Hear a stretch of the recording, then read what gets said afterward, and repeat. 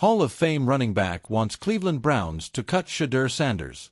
Hall of Fame running back wants Cleveland Browns to cut Shedeur Sanders originally appeared on the Sporting News.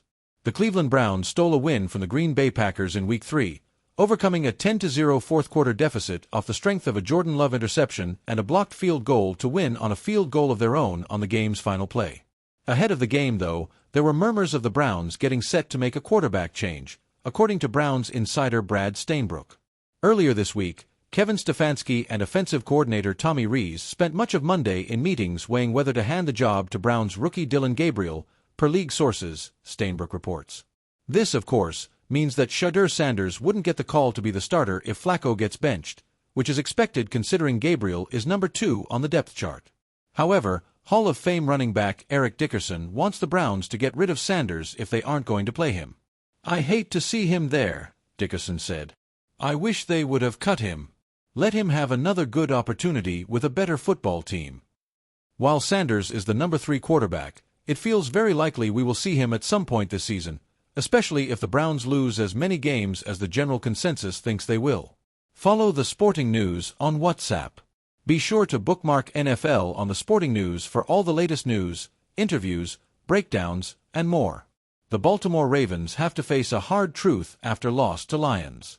Former Patriots star, envisioned revenge, made New England regret cutting him. Browns starting offensive lineman out for season. Drake May shows tremendous leadership after Patriots' Week 3 loss to Steelers. Report, Browns making quarterback change very soon. The city of Cleveland is no stranger to drama. For decades, the Browns have carried the weight of heartbreak, near misses, and unforgettable collapses. And just when fans thought the new era might finally be a turning point, with Shedeur Sanders stepping into the spotlight, another storm rolled in. This time, it wasn't from an anonymous fan forum, a talking head on a sports network, or a rival coach throwing shade. No, the thunder came from the mouth of a Hall of Fame running back, a legend whose words carry the kind of weight that can shake a locker room to its core. He didn't mince words. He didn't sugarcoat his feelings. He came right out and said it: the Cleveland Browns should cut Shedeur Sanders. The comment spread like wildfire across sports talk radio, social media, and locker room whispers. Fans argued. Analysts debated.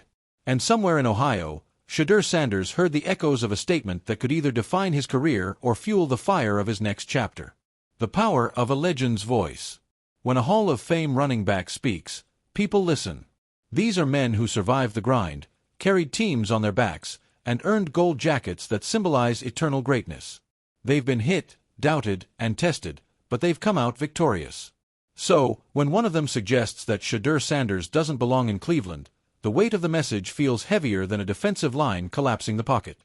The criticism wasn't just about stats, either. It was about leadership. It was about whether Shedeur, with his youth, his confidence, and his famous last name, truly had what it takes to lead a franchise built on heartbreak into a future of hope. But for every negative word, there was another voice rising up in his defense.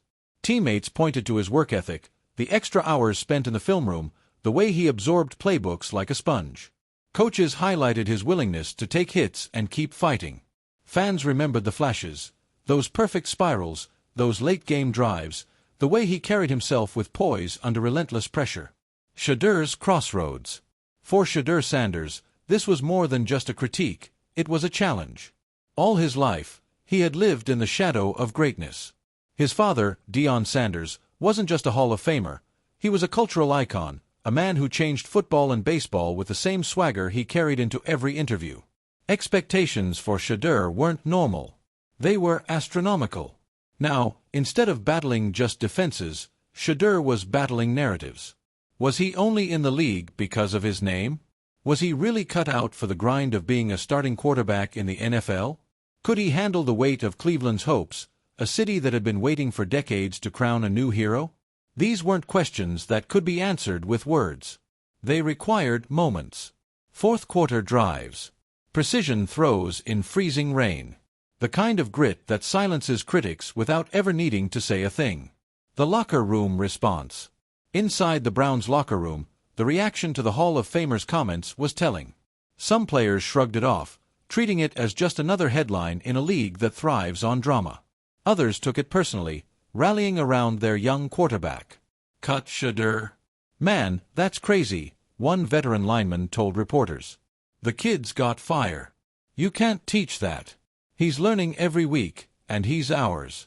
We ride with him." But not everyone was convinced. A few whispers hinted that patience within the organization was thinning. The Browns had been through countless quarterbacks in their search for stability, and the memory of failures past hung over every decision.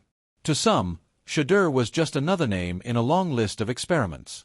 To others, he was the one who might finally end the curse. The fans divide. In Cleveland, football is more than a game, it's religion. Fans live and die with every play, and they don't hesitate to voice their opinions. The Hall of Famers' call for Shedeur to be cut only deepened the divide among the fanbase.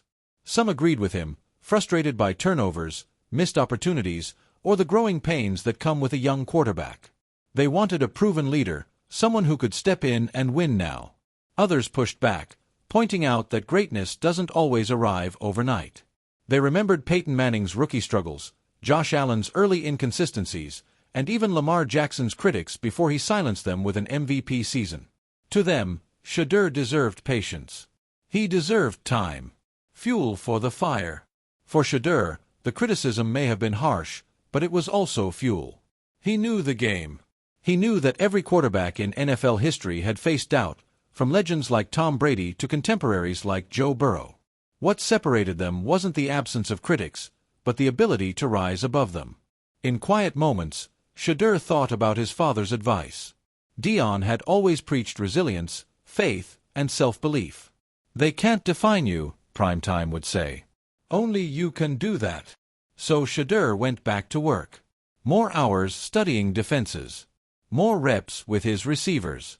More time visualizing the game-winning throws that would one day define his legacy. The bigger picture. The truth is, the Hall of Famers' call to cut Shedeur Sanders was less about Shedeur himself and more about the culture of the NFL. It's a league that demands instant success, where patience is thin and the next opportunity is always one draft pick away. It's a league where legends speak freely, and those words echo louder than any ordinary opinion. But football is also a game of redemption. For every player doubted, there's a moment when the tide turns.